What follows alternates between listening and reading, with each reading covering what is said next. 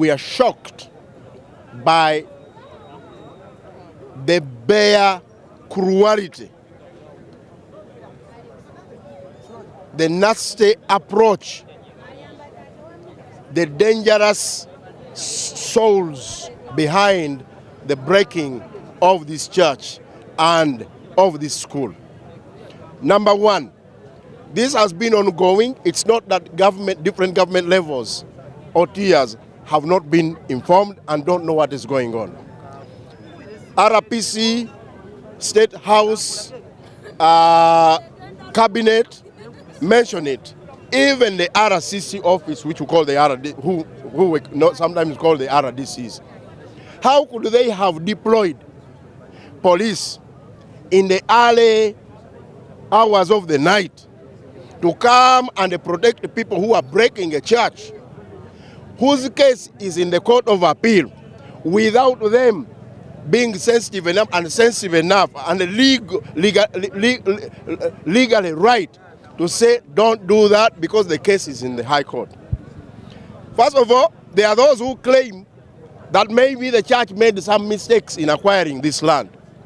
But again, no leader in NRM, in the NRM government, at any different tier, that doesn't know that this case has been handled with the top authorities and also the highest courts of law, and it is still there. Protecting the people who are breaking the church is something that dismays us and puts us aback. They come here in the morning, as they have done today, claiming they didn't know and feigning pain in themselves, which I think are crocodile tears. Crocodile tears at the level of the RDC, crocodile tears at the level of the RPC, crocodile tears at the level of the minister, crocodile tears at whatever State House will come out with. Secondly, they are the ones, the cartel of Salim Saleh, Dodo, Chitata, is the very one that is involved in this. They are the very ones that are already now giving a lot of money, billions of money, to political candidates whom they want and intend to keep their loot in this area, including members of parliament. When they come here before the cameras and start crying crocodile tears, when actually the money, that blood money, is the one they are using to give the people and to give the cameramen and all these things, I shudder myself. The people of Uganda, the people of Uganda must rise up against all those who connive with the dictator to suppress them and to take away their rights. I have traveled the whole world, over 46 countries, US, Kenya, UK, Canada, Scandinavia, South Africa. The first primary things that must be protected for their social obligation and their social benefit and common good, it is the church, number one, and the mosque. Number two, it is the school. The schools must be protected. Number three, it is the hospitals or the health centers. How on earth did the government allow this to happen under their watch, breaking the school, disorganizing the children in the middle of the year, and at the same time breaking the church, disorganizing the people who have been praying there since 1981? This cannot happen in any government. That indicates that we do not have a government that is for the people, that practices truth and justice, that must defend the common good of the public. So the government, President Museveni's government, has become not just dictatorial, but has become a thief, has become something that denies the people of Uganda of what they are supposed to get.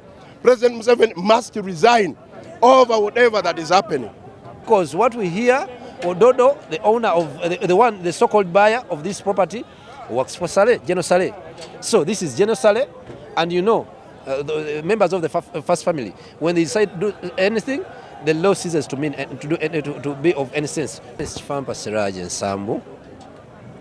I went to court and I filed a case against the Attorney General over the attacks on religious institutions.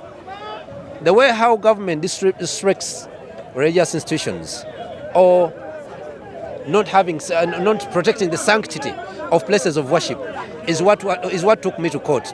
When I reached there, I was given a judgment where the courts of law pronounced themselves on the issue of any eviction. Because when they attacked the mosque, they said they had come to do a search. But what time do you come to do a search? Do you have a search warrant? A search warrant? So, this is what happens. A court order is there, but with the total disrespect of the law, government goes on and do this. So what we are seeing here is total disregard of law, and government came out because someone tells you that they are not aware of what is happening there in terms of deployments. No operation can be carried out in an area where there is an RDC and the RDC is not aware. The RDC reports direct to the Minister for the Presidency, and the Minister for Presidency reports direct to the President.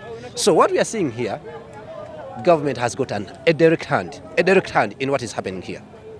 So Ugandans should not be doing to think that someone did it on his own. With all these deployments, nobody can do this. Reasons. One, government had attacked Nakasero Mosque, attacking it and putting ammunitions into the mosque and claiming that they carried out a search in the mosque and found ammunitions in the mosque. So I wanted it to come to court and show the ammunitions that they found in the mosque. Two, the manner in which they carried out that attack on the mosque was disregarding the sanctity of a place of worship. Three, they took properties, police stole money and other properties that they took away from the mosque. And on all the grounds that I filed before the court was in agreement with our argument. Now it's the same thing that is here. You come here at 2 a.m. to demolish a church that has been here since 1981. Those are 40 years here. Now all of a sudden someone comes and claims that he bought this land and he has the right to demolish it. So those are the reasons that took me to the court, and I still have that judgment. In fact, the judgment was passed in this lockdown period, just a few 1.5 months back, because it's very fresh and government would be having copies of this. Perpetrators who participated in the demolition of the church managed to get an order from KCCA, from an official called Katongole. We are trying to verify his other details. So he's the one who gave an order for a go-ahead. And so we are seeking, he's being sought for arrest